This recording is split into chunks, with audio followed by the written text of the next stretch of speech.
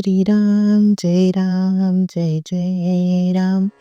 श्री सद्गुरु ब्रह्मचैतन्य गोंदवलेकर महाराजांचे प्रवचन. 28 जानेवारी. अकर्तेपणाने नाम घ्यावे. काही न करणे. आपण काही करीत आहोत किंवा आपल्याला काही करावयाचे आहे असे न वाटणे हाच परमार्थ.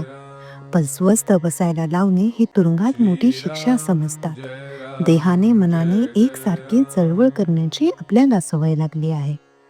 देहाला स्वस्थ बसायला लावणे कठीण, मनाला स्वस्थ बसायला लावणे त्यापेक्षा कठीण आणि देह कर्म करीत असताना मनाला स्वस्थ बसविणे हे अत्यंत कठीण. मनाला खरे म्हटले तर स्वास्थ्य हवे, पण ते मिळविण्याकरिता साधन करणे म्हणजे प्रयत्न करणे जरूर आहे.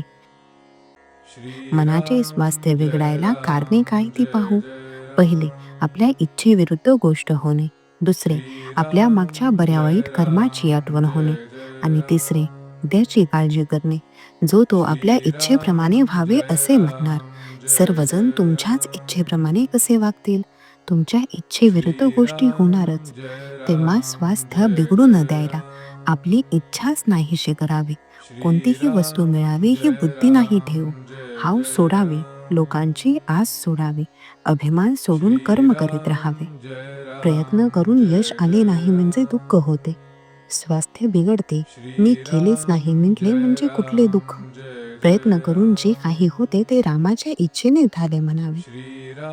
प्रत्येक गोष्ट रामाने केली म्हणणे म्हणजे भगवंताच्या अखंड अनुसंधानात राहणे. हे साधण्यासाठी अखंड नामस्मरण करावे. जे झाले, जे होते आहे आणि जे होईल ते भगवंताचेच आपल्या हिताकरिता करणे आहे. आपण करते नाही असे मानणे, याला अखंड भगवन नामस्मरण पाहिजे. सारांश, जे जे काही झाले ते ते भगवंतानेच आपल्या हिताकरिता केले. उद्याची काळजी भगवंतालाच आहे. त्याला काय योग्य वाटेल ते तो करीत. म्हणून झाल्याची म्हणजे कालची आठवण करू नये, होणाऱ्याची म्हणजे उद्याची काळजी करू नये आणि चालू क्षण वाया जाऊ देऊ नये. नामस्मरणात राहावे.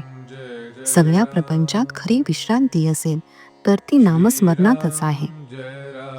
त्या परिस्थितीत समाधान नसणे हा जो देहबुद्धीचा स्वभाव तो आपण सगळीकडे लावतो. सर्व गोष्टींचे ज्ञान होत नाही तोपर्यंत आपण काही करणार नाही असे आपण म्हणतो. सर्व गोष्टींचे ज्ञान मरेपर्यंत आपल्याला होत नाही आणि आपण काही करीत नाही. देहबुद्धी आपल्याला भगवंताचा विसर पाडते.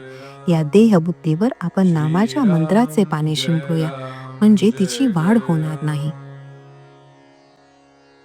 मन परमेश्वराच्या ठिकाणी स्थिर करावे आणि देहाने प्रपंचाच्या गोष्टी कराव्यात.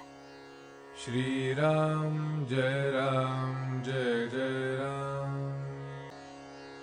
श्रीराम जय राम जय जय राम.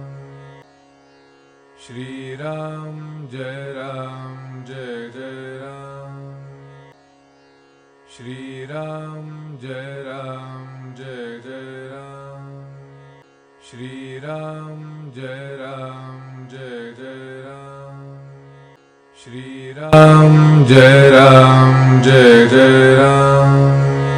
श्रीराम जय राम जय जय राम.